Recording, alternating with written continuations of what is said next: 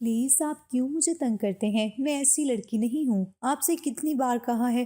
ثاقب پیار سے بولا۔ دیکھیں میں آپ سے بہت پیار کرتا ہوں، پلیز آپ میری ہو جائیں۔ وہ ڈر رہی تھی۔ آپ ہر روز میرا راستہ روکتے ہیں، کیا آپ نے کبھی سوچا ہے آپ کی بہن کے ساتھ بھی کوئی ایسا کرتا ہوگا؟ ثاقب پیار سے بولا۔ میں آپ کو اپنی ہمسفر بنانا چاہتا ہوں، ٹائم پاس نہیں۔ نمرا تیز تیز چلتے ہوئے گھر کو جانے لگی۔ نمرا اور ثاقب دونوں ایک ہی کالج، ایک ہی کلاس میں پڑھتے تھے۔ پہلی بار اس نے نمرا کو جب دیکھا تھا دل ہار گیا تھا، کیونکہ نمرا واحد وہ لڑکی تھی، کالج میں بھی نماز ادا کرتی تھی، باحجاب رہتی تھی۔ ثاقب پہلے تو بہت ڈرتا تھا، لیکن پھر ایک دن ہمت کر کے نمرا کو اپنے دل کا حال بتا دیا۔ نمرا نے اس وقت بھی سمجھایا تھا، بہتر ہے تم ان سب کاموں میں نہ پڑو، تمہارے ماں باپ نے بہت سے خواب دیکھے ہیں تمہارے لیے، پڑھ لکھ کر کامیاب ہو جاؤ، میں کیا مجھ سے بھی اچھی لڑکی تمہیں مل جائے گی۔ ثاقب نظریں جھکا کر بولا، لیکن میں آپ سے ہی شادی کرنا چاہتا ہوں، میں نہیں جانتا مجھے کیا ہوا ہے، پلیز میری بات سنیں، مجھے نہ تو تھپڑ مارنا اور نہ ہی ڈانٹنا، مجھے ڈر لگتا ہے۔ نمرا ہلکا سا مسکرائی، جی میں نہیں جانتا مجھے کیا ہوا ہے، بس آپ کو دیکھا اور دل بدل گیا، بھوک بھی نہیں لگتی اور سکون بھی نہیں آتا، ایک بے چینی سے مجھے تڑپاتی رہتی ہے، میں کیا کروں؟ اور آپ ہیں کہ مجھے کہہ رہی ہیں بہت لڑکیاں مل جائیں گی، مجھے بہت سی نہیں بس آپ چاہیے۔ نمرا خاموش ہو گئی، کلاس روم میں چلی گئی۔ ثاقب بھی خاموشی سے آ کر بیٹھ گیا، نگاہیں نمرا کے دیدار میں گم تھی۔ نمرا کی دوست نے بتایا، وہ دیکھو ثاقب تم کو ہی دیکھے جا رہا ہے۔ نمرا پاس آ کر بولی، ثاقب مجھے کیوں دیکھ رہے ہو؟ ثاقب مسکرا کر بولا، میں کب دیکھ رہا ہوں، یہ تو کم وقت میری آنکھیں ہیں جو آپ کو دیکھ رہی ہیں۔ ثاقب پیار سے بولا، میرا کوئی کنٹرول نہیں ان مدہوش آنکھوں پہ۔ سب لڑکے ہنسنے لگے۔ نمرا نے تھپڑ مار دیا اور بولی، میرا بھی کوئی کنٹرول نہیں اپنے ان ہاتھوں میں۔ کلاس روم میں ایک بار پھر کہکے کی آواز گونجی، اتنے میں ٹیچر آ گئے، پڑھائی شروع ہوئی۔ ثاقب کو بہت غصہ تھا، نمرا بہت غلط کیا تم نے مجھے تھپڑ مار کر، تم جانتی نہیں ہو میں کون ہوں، جس خاندان سے ہوں، کس خاندان سے ہوں، اس کا بدلہ تو میں لے کر رہوں گا، وہ بھی نفرت سے نہیں محبت سے۔ کالج ختم ہونے کے بعد ثاقب نمرا کے پاس گیا، قسم سے بہت بھاری ہاتھ ہے تمہارا، کس چکی کا آٹا کھاتے ہو، مجھے ابھی تک درد ہو رہا ہے۔ وہ ثاقب کی طرف دیکھنے لگی، ثاقب تمہارا مسئلہ کیا ہے؟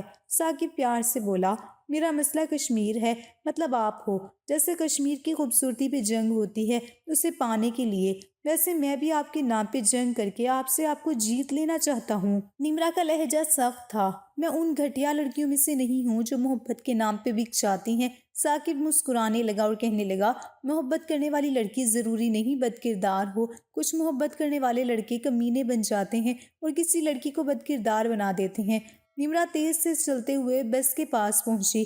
ثاقب تم اپنا ٹائم ضائع کر رہے ہو، میں مر تو سکتی ہوں، محبت نہیں کر سکتی۔ ثاقب مسکرایا، محبت والے انداز میں بولا، ثاقب آپ کے بنا نہ تو مر سکتا ہے نہ جی سکتا ہے، نمرا یا تو آپ میری ہو جاؤ گی یا ہم دونوں کسی کے نہیں ہوں گے۔ اتنا کہہ کر ثاقب چلا گیا۔ دوسرے دن نمرا کلاس روم میں داخل ہوئی تھی کہ پھولوں کی ایک برسات سی ہونے لگی، سب تالیاں بجا رہے تھے، happy birth day dear Nimra. Nimra حیران تھی، ان سب کو کیسے پتا چلا میری برتھ ڈے ہے؟ اپنی دوست افشا کی طرف دیکھا، کمینی تم نے بتایا نا؟ افشا ہنستے ہوئے بولی، میں نے تو صرف ثاقب کو بتایا تھا، لیکن ثاقب وہاں موجود نہیں تھا۔ اتنے میں سر کلاس روم میں آ گئے، پھول دیکھ کر پوچھنے لگے، بھائی خیر ہے نا، آج اتنے پھول؟ ایک لڑکا بولا، سر آج نمرا کی برتھ ڈے ہے نا اسی لیے۔ سر نے بھی گڈ وشز دی۔ نمرا من ہی من میں ثاقب کو برا بھی کہہ رہی تھی اور خوش بھی تھی، ثاقب کیا سچ میں مجھے اتنا پیار کرتا ہے؟ سر چلے گئے، ثاقب مسکراتے ہوئے آیا، happy birth day my dear Nimra. Nimra غصے سے بولی، ثاقب یہ سب کیا ہے، مجھے نہیں پسند یہ سب۔ ثاقب پیار سے بولا، میں جانتا ہوں آپ کو پسند نہیں ہے۔ نمرا کہنے لگی، مجھے شرم آ رہی ہے، سب کیا سوچیں گے میرے بارے میں، کیا میں ایسی لڑکی ہوں جس کا عاشق ایسے وش کر رہا ہے جبکہ میں تم سے محبت نہیں کرتی؟ ثاقب نمرا کے قریب ہوا، کیا میں محبت کرنا چھوڑ دوں آپ سے؟ نمرا نے ہاں میں سر ہلایا، بالکل چھوڑ دو، مجھے نہیں چاہیے تمہاری یہ محبت۔ ثاقب جانتے ہو محبت کیا ہے، صرف میرے جسم تک کا آنے کا راستہ، کیا کرو گے میری خاطر؟ بازو پر کٹ لگاؤ گے، رو گے، مجھے ایموشنل بلیک میل کرو گے، مجھے محبت پہ راضی کر لو گے، پھر وہی ہوگا جو محبت میں کیا جاتا ہے، پھر جب اپنا مطلب نکال لو گے تو پھر مجھے دھتکار کر چلے جاؤ گے، اس وقت تمہیں تو مجھ سے کوئی مطلب نہیں ہوگا، لیکن شاید میں محبت میں سب کچھ ہار چکی ہوں گی۔ ثاقب کچھ کہنے لگا، نمرا بولی، اتنا ہی پیار ہے نا تو کل اپنی امی کو کہنا میری مما سے بات کریں، ورنہ آج کے بعد مجھ سے بات کرنے کی بھی کوشش نہ کرنا۔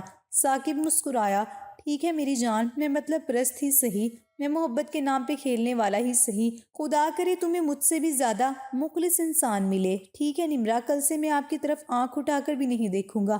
میں اتنا بد کردار انسان نہیں ہوں جتنا آپ نے مجھے بنا رکھا ہے، ایک بار آپ کو نظر بھر کر دیکھ لوں۔ نمرا خاموش رہی۔ ثاقب نے نمرا کی طرف دیکھا اور چلا گیا۔ نمرا نے شکر ادا کیا، جان چھوٹی۔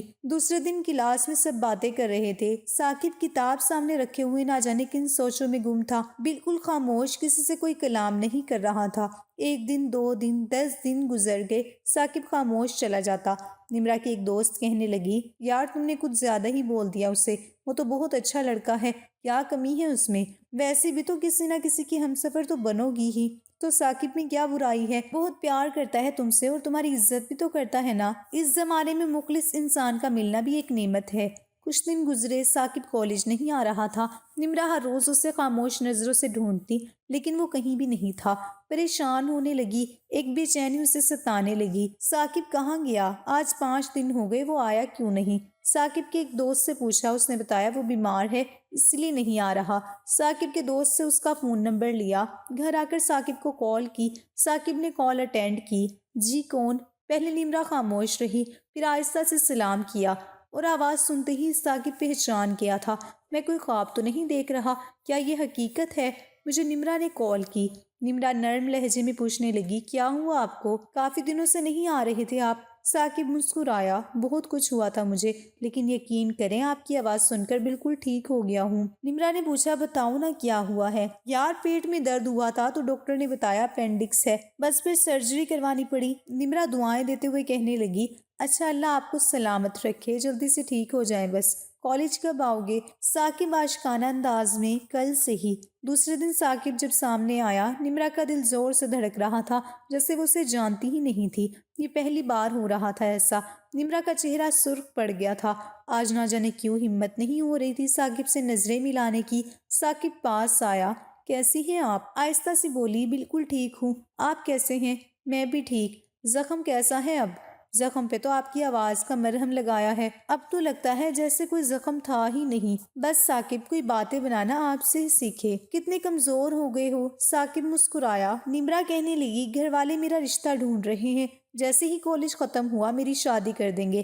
نمرا کو جیسے پل بھر میں محبت ہو گئی ہو ثاقب سے۔ ثاقب کا ہاتھ تھام لیا۔ ثاقب کیا آپ میرے ہو سکتے ہیں؟ ثاقب کو یقین نہیں ہو رہا تھا۔ نمرا یہ آپ کیا کہہ رہی ہیں؟ نمرا کی آنکھیں نم ہو گئی تھی۔ ثاقب آپ کی دوری نے مجھے کمزور کر دیا، آپ اپنی امی سے ہماری بات کریں نا۔ ثاقب مسکرایا، ٹھیک ہے میں آج ہی کروں گا۔ وہ ثاقب کو پسند کرنے لگی، جو محبت سے بھاگتی تھی اسے پل بھر میں محبت ہو گئی۔ ثاقب کا ساتھ اچھا لگنے لگا، ثاقب کو بے پناہ چاہنے لگی، کچھ خواب سے جائے جانے لگی۔ رات بھر میسیجز پر بات ہونے لگے، ایک دوسرے کے ساتھ جنت تک کا سفر نبھانے لگے۔ نمرا بہت خوش تھی، ثاقب جیسا اچھا لڑکا ملا تھا۔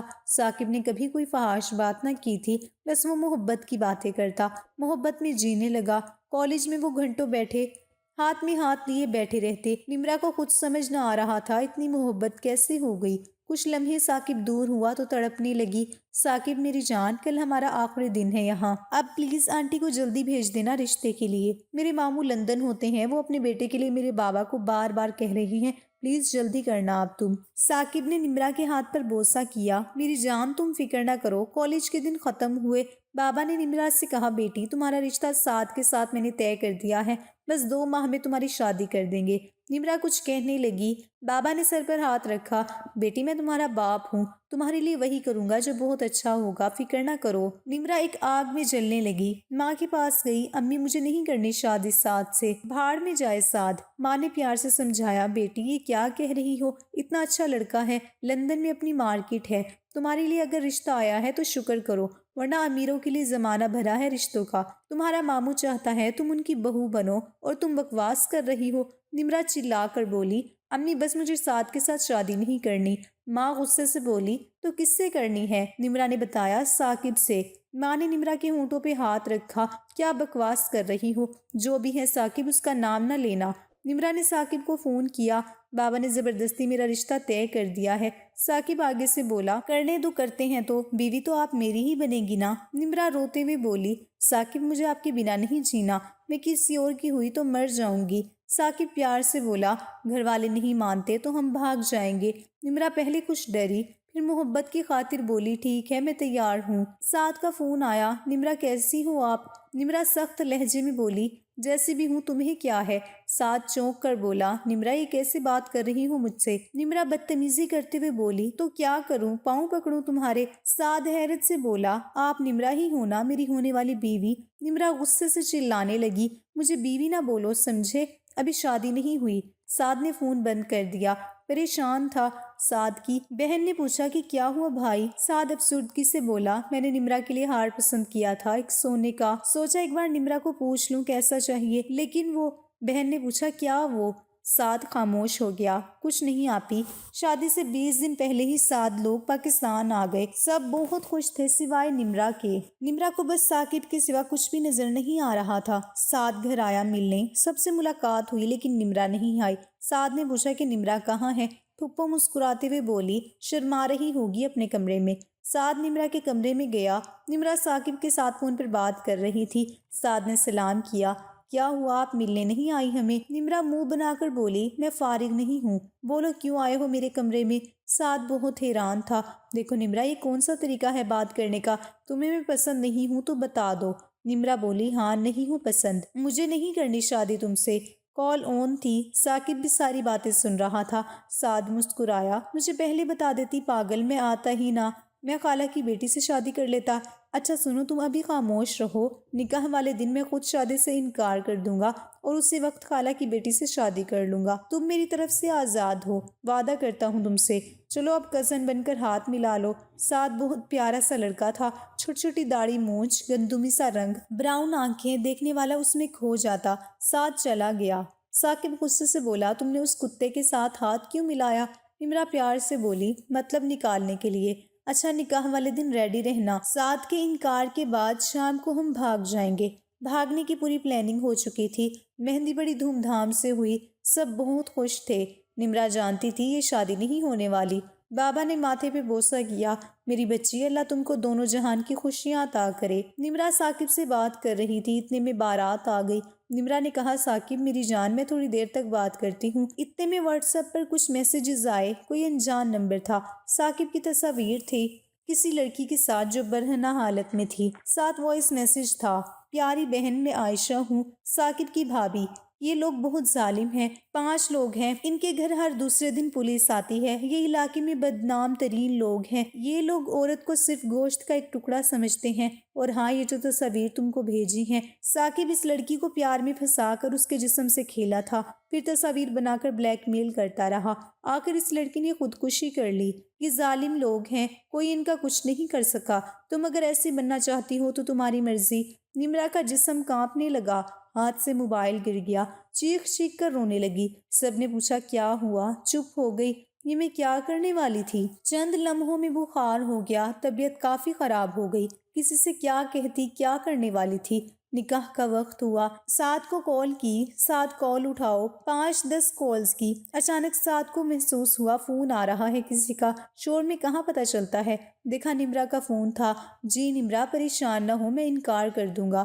نمرا روتے ہوئے بولی سعد اللہ کا واسطہ دیتی ہوں معاف کر دو، انکار نہ کرنا، آپ کو اللہ کا واسطہ ہے، میں آپ کے پاؤں چوم کر کہتی ہوں مجھے اپنا لو۔ سعد بولا سوری یار اب کچھ نہیں ہو سکتا۔ جب نکاح کا وقت ہوا سعد نے قبول کر لیا۔ سعد کے قبول ہے کہتے ہی نمرا بے جان سی ہو کر رونے لگی۔ سعد نے نمرا کو سنبھالا، ارے کیا ہوا نمرا؟ نمرا کے آنسو صاف کیے، بارات واپس چلی گئی۔ نمرا سعد کی باہوں میں خود کو محفوظ محسوس کرنے لگی، دل ڈرا ہوا تھا۔ اللہ تیرا لاکھ لاکھ شکر ہے، میں کیا کرنے والی تھی؟ سعد پیار سے بولا پہلے انکار کرتی ہو پھر کہتی ہو انکار نہ کرنا، تم نہ کہتی تو آج تمہاری جگہ میری خالہ کی بیٹی میری بیوی بن کر یہاں موجود ہوتی۔ نمرا سعد کے سینے سے لگ گئی، سوری سعد۔ دوسرے دن موبائل آن کیا، ثاقب کی کال آئی، گالی دے کر بولا تم نے میرے ساتھ اچھا نہیں کیا گندی عورت۔ نمرا غصے سے بولی چلانا بند کرو قاتل، میں اب سعد کی بیوی ہوں سمجھے، آئندہ مجھے فون نہ کرنا۔ ثاقب غلیظ ترین گالیاں دینے لگا، نہیں نمرا میں تمہیں جینے نہیں دوں گا۔ نمرا بولی کیا کر لو گے؟ ثاقب شیطانی کہکا لگا کر ہنسا، یوں لگ رہا تھا شراب کے نشے میں تھا ثاقب۔ ثاقب نے کچھ تصاویر بھیجی، بے غیرت عورت مجھے دھوکہ دے کر تم خوش رہو گی، یہ بھول ہے تمہاری، उसने कुछ तस्वीर भेजी जो मोहब्बत के दिनों में घंटों हाथ में हाथ डाले बातें करते थे। वो तस्वीर रिकॉर्ड की हुई थी। उसने वॉइस मैसेज, कॉल सब कुछ भेजे। कुछ में बरहना तस्वीर थी। निम्रा तस्वीर देखकर डर गई। साकिब बोला, जब तेरे शोहर को पता चलेगा फिर तमाशा होगा। निम्रा वास्ते देने लगी, प्लीज ऐसा कुछ ना करना। साद निम्रा को सीने से लगाकर बोला, मेरी जान, कल आपका पासपोर्ट बनाने जाना है। हम 1 माह में इंशाल्लाह लंदन चले जाएंगे। निम्रा को एक डर खाए जा रहा था, किस लम्हे क्या हो जाए। साकिब ने फिर फोन किया, कल आऊंगा मैं, खूब तमाशा लगेगा। निम्रा रोते हुए बोली, साकिब माफ कर दो। साकिब कहका लगाकर बोला, एक शर्त पर, मुझे अकेली मिलने आओ, उसी होटल में जहां हम दोनों मिलते थे। बस कुछ लम्हों के लिए तुम्हारा जिस्म चाहिए, और वादा करता हूँ फिर सब कुछ डिलीट कर दूंगा। निम्रा रोने लगी।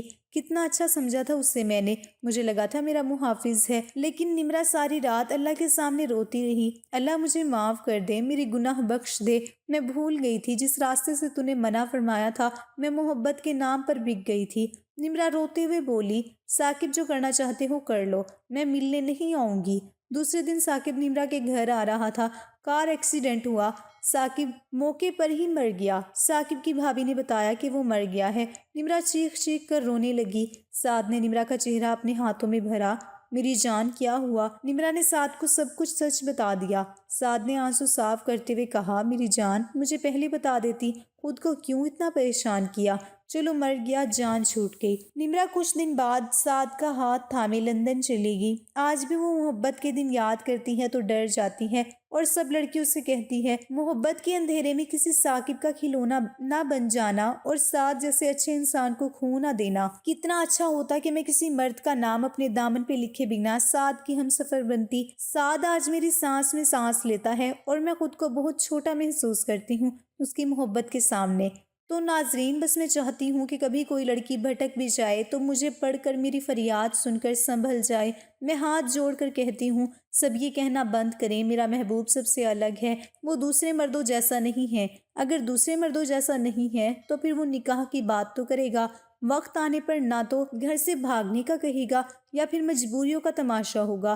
खुदारा, इस जमाने में मोहब्बत के नाम पे किसी का खिलौना बनने से बेहतर है किसी की पाकीज़ा बीवी बने। ये कोई कहानी नहीं, बिल्कुल सच्ची किसी की जिंदगी बयान की गई है। उम्मीद है हमारी ये वीडियो भी आपको पसंद आई होगी। वीडियो को लाइक करें, चैनल को सब्सक्राइब करें, कमेंट बॉक्स में अपनी राय भी ज़रूर दीजिएगा। मिलते हैं अगली वीडियो में। अल्लाह हाफिज़। घर में खुशहाली, इत्मीनान और इत्तेफाक की फिजा के बावजूद ना जाने मेरी बहनों ने ऐसा कदम क्यों उठाया जिसने हमारे खुशियों भरे घर आने को तहस नहस कर दिया। उसकी सारी जिम्मेदारी मेरी बहन अदीला पर है, जो सबसे ज्यादा लाडली थी। सारे बच्चे एक तरफ और वो एक तरफ। वालिदैन की आंखों का तारा थी। अदीला का कहा वो टाल नहीं सकते थे। अगर वो झूठी शिकायत भी करती तो हम सब बहन भाइयों की पिटाई हो जाती। कहते हैं जो औलाद सबसे ज्यादा प्यारी होती है, दुख भी उससे मिलते हैं। अदीला ने ये सच कर दिखाया। उसने ऐसा फैसला अचानक किया कि अब्बू की इज्जत खाक में मिला दी। उन दिनों मेरे दूसरे नंबर वाली बहन फजीला MBBS के फाइनल में थी, जब कॉलेज के फंक्शन में उसकी मुलाकात एक लड़के से हुई। उसका नाम मुशाहिद और इरशाद उसका छोटा भाई थे। एक रोज वो बाजी अदीला को भी उनसे मिलाने ले गई। यूं दोनों बहनों ने उन दोनों भाइयों से दोस्ती कर ली। इस वाकये का किसी को इल्म न हो सका। घर वाले यही समझते थे कि ये कॉलेज पढ़ने जाती हैं। हकीकत में ये दोनों उन भाइयों के प्यार में गिरफ्तार अलग अलग घूमने फिरने जाती थी। अदीला को वालिदैन ने कभी किसी शय की कमी न होने दी थी। फिर भी ना जाने क्यों उसे बहुत अमीर घराने में जाने की ख्वाहिश थी। इसी ख्वाहिश ने उसे बेराह रवी का शिकार किया। मुशाहिद और इरशाद चूंकि अमीर लड़के थे, अदीला ने छोटी फजीला को भी अपने साथ मिला लिया और उकसाया कि तुम इरशाद के साथ दोस्ती कर लो, जबकि मैं मुशाहिद के साथ जुड़ती हूँ। यूं हमारी शादियां एक अमीर कबीर खानदान में हो जाएंगी, वरना वालिदैन तो हमें मिडिल क्लास घरों में धकेल देंगे, जहां हजारों मसाइल होते हैं और इज्जत व आबरू के नाम पर बेशुमार दुख सहने पड़ते हैं। घर वालों को बाजी और आपी के इस कारनामे का जरा भी पता न चल सका कि ये क्या घुल खिलाती फिरती हैं। अम्मी अब्बू का ख्याल था कि उनकी बेटियां नेक चलन और लाखों में एक हैं। ये फरिश्ता सिफ्त कोई गलत कदम उठा ही नहीं सकती। उनको औलाद पर अंधा एतमाद था। उन्हीं दिनों अब्बू बाजी की शादी अपने भतीजे असगर से करने का सोच रहे थे, जो एक सॉफ्टवेयर इंजीनियर था और अब सऊदी अरब की एक बड़ी कंपनी में काम कर रहा था। जबकि अम्मी आपी फजीला की शादी अपने भांजे जुहेब से करने की ठानी बैठी थी। वो भी एक लायक और खूबसूरत नौजवान था। उसे फौज में कमीशन मिला था। ये दोनों लड़के ही नेक तबीयत اور تعلیم یافتہ تھے، لیکن جو کہتے ہیں کہ گھر کی مرغی دال برابر، تو میری بہنوں کو بھی یہ رشتے کم مایا نظر آتے تھے۔ دونوں کسی اور ہی دنیا کے خواب دیکھ رہی تھی اور بہت اونچی اڑان بھرنا چاہتی تھی۔ ان کے قدم اب زمین پر نہیں ٹک رہے تھے۔ مشاہد اور ارشاد امیر باپ کے بیٹے تھے۔ ان کی ماں فوت ہو چکی تھی اور کوئی بہن بھی نہیں تھی۔ ان دونوں کے رشتے باپ نے اونچے گھرانوں میں طے کر رکھے تھے، لیکن دولت کی فراوانی نے ان کو لاؤبالی، آوارہ مزاج اور خود سر بنا دیا تھا۔ یوں وہ اپنی منمانی کرتے تھے۔ دونوں الگ الگ قیمتی گاڑیاں لاتے اور یہ کالج سے نکل کر ان نئی اور چمکتی گاڑیوں میں بیٹھ کر کبھی کسی مہنگے ریسٹورنٹ اور کبھی کسی تفریحی مقام پر چلی جاتی تھی۔ ایک بار ابو کے کسی دوست نے اشارتاً بتایا کہ آپ کی بیٹی کو میں نے ایک ریسٹورنٹ میں کسی لڑکے کے ساتھ جاتے ہوئے دیکھا ہے، مگر ابو کو یقین نہ آیا۔ بولے، شمیم میاں، تم کو غلط فہمی ہوئی ہے، میری بچیاں اس طرح کی نہیں ہیں، کوئی ان سے ملتی جلتی شکل کی ہوگی۔ شمیم انکل خاموش رہے، حالانکہ ان کو مغالطہ نہیں ہو سکتا تھا کہ وہ اکثر ابو سے ملنے ہمارے گھر آتے تھے اور ہم سب بہنوں کو بچپن سے جانتے اور پہچانتے تھے۔ کچھ دن گزرے تو ایک رشتہ دار نے آ کر ابو سے کہا کہ عدیلہ کو ہم نے 2-3 بار کالج سے کسی کی گاڑی میں بیٹھ کر جاتے دیکھا ہے۔ ان صاحب کی دراصل اپنی بیٹی بھی اسی کالج میں پڑھتی تھی۔ وہ کبھی کبھی خود اپنی بچی کو کالج سے پک کرنے جاتے تھے۔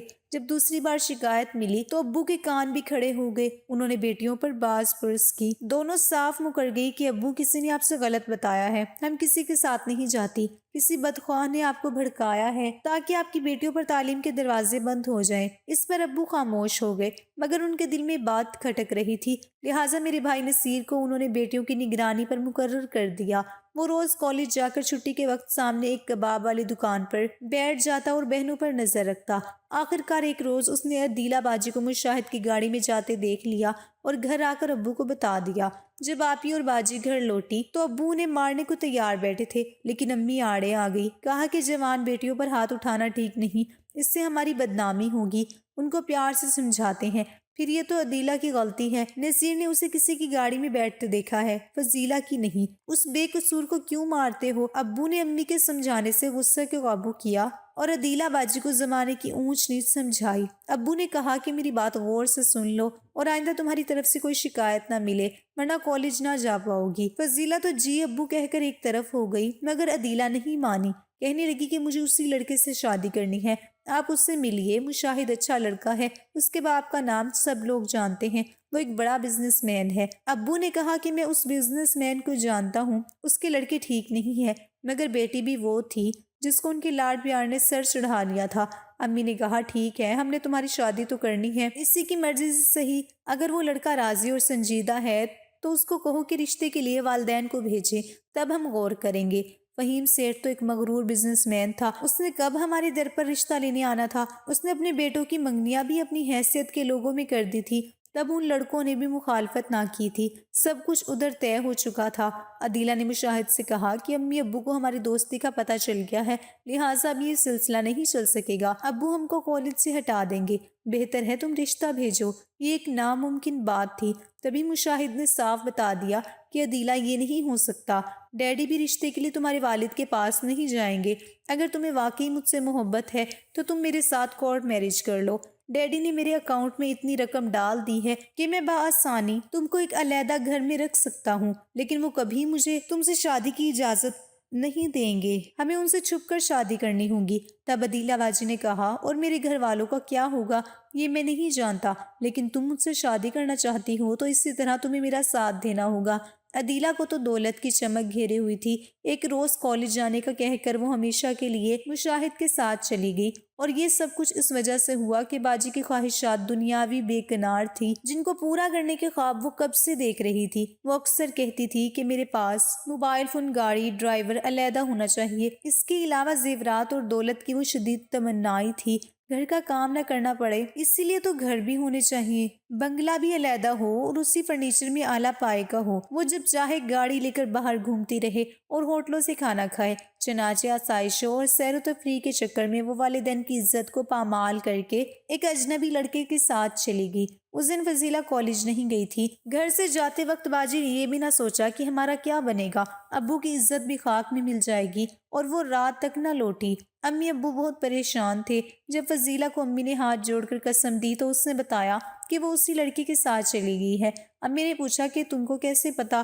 وہ بولی کہ بس پتا ہے مجھے، کل میں نے اس کو فون پر کسی سے بات کرتے سنا، लेकिन मैं यही समझी कि मजाक कर रही है। दर हकीकत ऐसा नहीं करेगी। ये सुनकर अब्बू रोने लगे। नसीर भाई बहन का अता पता करने चले गए। अब्बू ने काफी तलाश की, कोशिश की, लेकिन कोई सुराग कैसे मिलता। हालांकि घर का भेदी घर में मौजूद था। फजीला को सब पता था कि वो किसी के साथ गई है और मुशाहिद के ठिकाने कहाँ हैं, मगर वो कुछ न बोलती और मासूम बनी रहती थी। वो इरशाद के बारे में अम्मी अब्बू को नहीं बता सकती थी, वरना अदीला पकड़ी जाती और खुद उसका मामला भी घड़े में पड़ जाता। उसका अदीला से खुफिया राबता बरकरार था।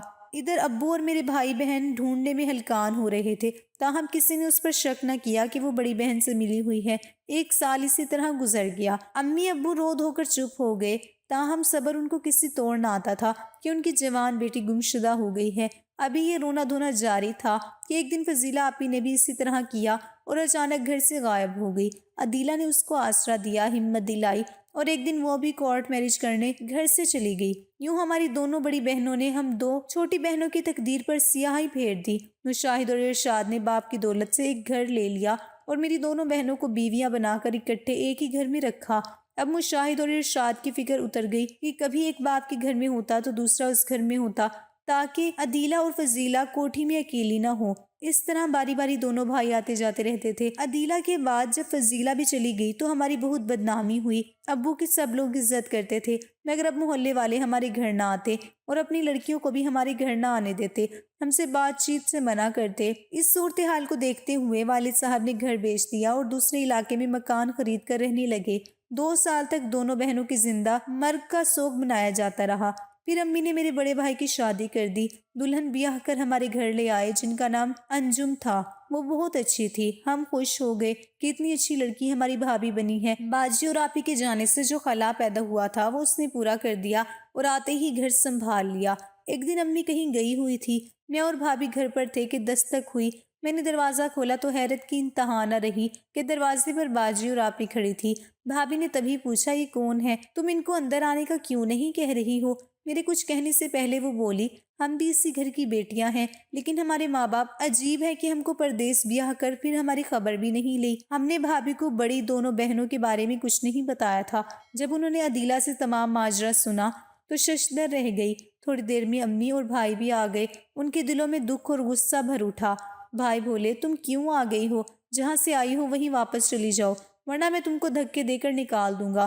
कुछ देर बाद अब्बू भी आ गए। कहा कि तुम दोनों का अब हमसे कोई ताल्लुक नहीं, तुम हमारे लिए मर चुकी हो, यहाँ से इसी वक्त चली जाओ। मगर वो ना गई, बल्कि अब्बू के कदमों में बैठकर माफिया मांगने लगी और रोने लगी कि हमें हमारे किए की सजा मिल गई है, हमसे नादानी हुई, हमें माफ कर दे। हुआ ये कि जब सेठ को इल्म हुआ कि उसके बेटों ने उनसे छुपकर शादियां की हुई हैं, तो उसने बेटे को लान तान की और कहा कि मैं तुमको आग करता हूँ, वरना निकालो इन औरतों को, ना जाने किस खानदान से हैं और कहाँ से उठा लाए हो। मुझको आगाह किया होता तो मैं इन लड़कियों के घराने की छानबीन करता। मेरे घर में ऐसी राह चलती हुई की गुंजाइश नहीं है। इनको निकालो और सीधे घर आकर जहाँ मैंने तुम लोगों की मंगनियां की हैं वहाँ इज्जत के साथ शादियां करो, वरना तुम भी दफा हो जाओ। घर सेठ साहब ने लड़कों को मजबूर किया कि कोर्ट के निकाह नामे दिखाओ। कोर्ट मैरिज उन्होंने की ही ना थी। अपने तौर पर बंगले पर किसी मौलवी साहब को लाकर निकाह पढ़ा लिए थे और निकाह नामों को रजिस्टर भी ना किया।